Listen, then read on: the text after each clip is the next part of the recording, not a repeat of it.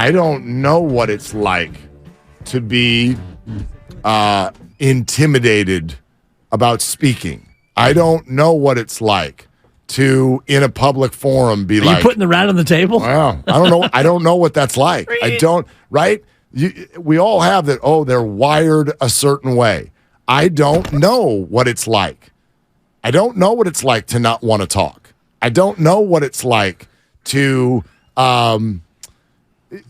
be intimidated by the public, to be intimidated by attention, or to actively be like, I just really, right? I want to just fade into the corner and hide. I don't know what that's like. I have nothing against the way anybody is wired, but I just wonder the way that this whole team is being affected right now by the presence of these dynamics, which is Draymond Green is the offender, and Draymond Green is the one now speaking for the offended. I don't know if there's anything we can do about that, but that's not ideal. Well, there's nothing we can do about that. When I say we, just society, it's them. He. It's really he. And there is something that he can do about it, but to your point about Jordan Poole, I don't know if he wants to be the one to step out and do anything about it, because you remember the first time he spoke and he talked about it, and he talked about moving on and, being able to go forward and be professional, and it's a season, and I'm a Warrior, and I want to focus on an NBA season. That was all fine and good, but now here we are, 7 months after the incident, and the year ended the way it ended, and Draymond Green comes out with Stephen A. Smith last night during the Western Conference Finals in the Stephen A. cast and says, yeah, what I did, and I'll paraphrase, and I know you'll play the full comments, but basically the paraphrasing is, we never got over it, and that's why we lost to the Lakers? What?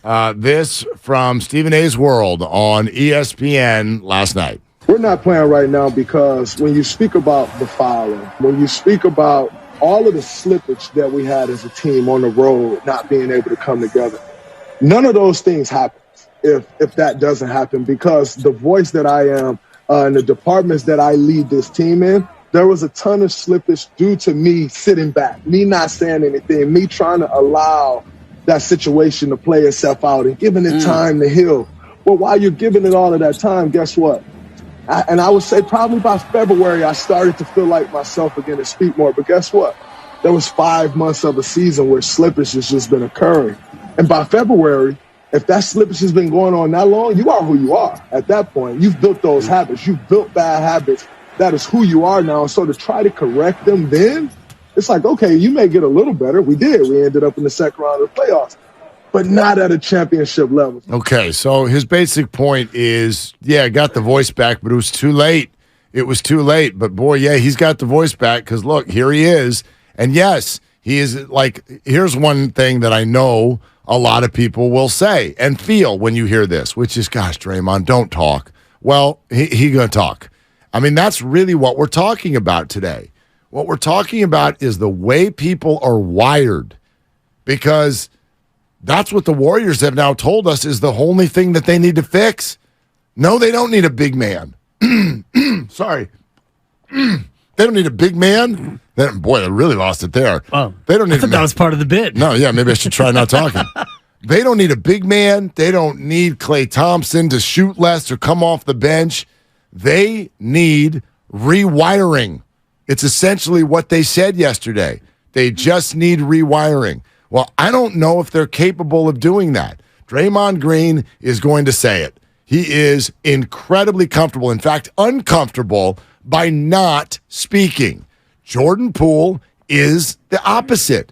But that's what I think right now. I think we're in a spot. I'm not going to tell him what to do. I don't know what he's comfortable doing. But Jordan Poole has arrived at a very difficult spot because he doesn't want to talk.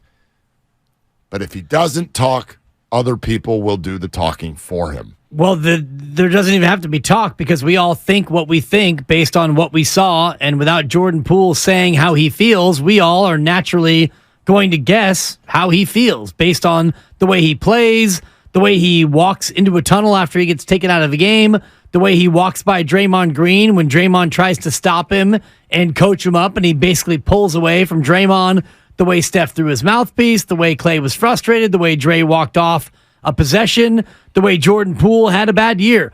All those things lead us to think that we know exactly how Jordan Poole feels. But I'll just say this about what Draymond said yesterday.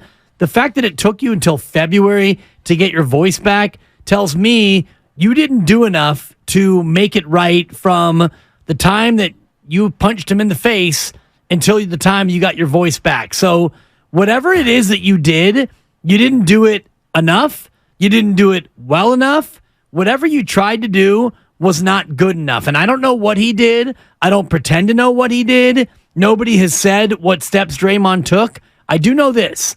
He punches Jordan Poole in the face, and the team doesn't suspend Draymond Green. They say, make sure you're on time for ring night, Draymond, because you're getting your ring, and we couldn't imagine you missing that. Draymond spent 2 days away from the team, maybe 3 during the preseason, and then come the opener, you're all back, and everything's all hunky-dory. So whatever happened between the punch and the loss to the Lakers, Draymond Green, in my opinion, did not do enough to make it right. So I guess my only question would be, he didn't do enough to make it right. How do we know that it can be made right? We don't. Okay, so don't. maybe he did everything he could, and it just can't be done. I don't believe that. Now, Steve Kerr I asked Steve that yesterday. Is this recoverable? What confidence do you have that it's recoverable? He says very high, very high. But maybe that's because there's an off season. Maybe that's because time away is what these two guys need. I don't know. That's what's hard to answer right now. Yeah, it's impossible to answer, and we won't know because we're not Jordan Poole and we're not Draymond Green and we're not Steve Kerr. But what I see from the outside, Mark, is a situation that was really, really bad. Punching a teammate in the face and having the video be leaked and having this become a real divide in what you're trying to do as a team, that's super bad. And I referenced earlier, Guru and I have had disagreements. You and I have had disagreements. This is not me hitting you in the face and anything of that ilk. So the comparison falls well short of the bar. I understand that. But when you have a dispute with another person and you want to make it right, you do everything you can to make it right. And if you get to that point where that person will not allow you to make it right, well, then you've got to do something else and you've got to go your separate ways.